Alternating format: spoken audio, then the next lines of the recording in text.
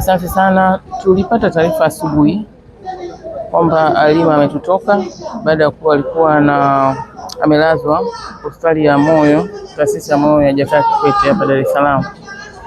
Kwa kweli tulisikitika na tulikuwa na ratiba zingine, tukasema hapana, kwa jinsi tulivyoishi na Halima vizuri na alivyokuwa na upendo, lazima tuje tumzike na tuwape faraja familia pamoja na wazazi wake.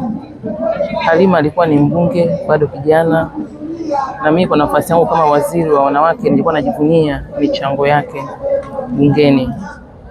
Alikuwa na upendo, alikuwa na mawazo mapana, alikuwa na ndoto za kuendelea kutumikia nafasi hii. Lakini ndio hivyo, mapenzi ya Mungu naye anapanga vya kwake. Kwa hiyo tumempoteza mbunge kijana ambaye alikuwa na ndoto zake na alikuwa na mchango mkubwa katika masuala ya kuendeleza wanawake kupitia tiketi aliyokuwa ameingia nayo. Lakini ndio hivyo, tumepokea, tumeshukuru, tumesikitika, tunamshukuru Mungu na tunamwachia Mungu apumzike kwa amani. Kwako wewe mheshimiwa, labda unakumbuka ni alama gani au kama mazungumzo gani ambayo ulifanya naye na unahisi haya kutimia kwa sababu ya hii hali ambayo Mwenyezi Mungu amependa zaidi? Katika kipindi hiki kifupi ambacho ndio kwanza bunge lilikuwa linaanza, tulikutana tu tukasalimiana baada ya kuwa tumeapishwa.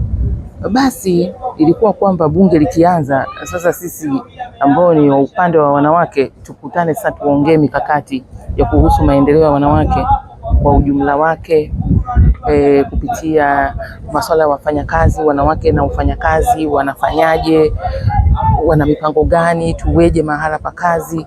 Lakini ndio hivyo, haikutokea. Tulikuwa tunajiandaa kwamba bunge lingeanza wiki ijayo, mwisho wa mwezi huu tungekuwa na mengi, lakini haikuwa hivyo. Akaugua na ametutoka. Kwa hiyo sisi tuliobaki tutamuenzi kwa namna yoyote ile, kukumbuka upendo wake, uchangamfu wake na utayari wake kwenye kuitumikia jamii ya Watanzania. Na tumeona umati wa watu ukiwa umejitokeza kwa ajili ya kufariji familia hapa. Labda hii inatufundisha nini mheshimiwa? Inatufundisha kwamba ni kitendo ambacho maisha ya mtu yanakuwa yamegusa watu wengi. Unajua, kwa maisha sasa tunaoishi, watu muda wenyewe ndio kama unaona mdogo, lakini mtu anautoa muda wake aje mpaka ashuhudie kuzika kwako, kwamba maisha yako na kazi zako, kujitoa kwako kuliwagusa wengi. Ndio maana umati huu unaoona umefurika, umati wa vijana, umati wa wazee, wanaume, na hiyo ndio kielelezo cha haiba ya Halima alivyokuwa.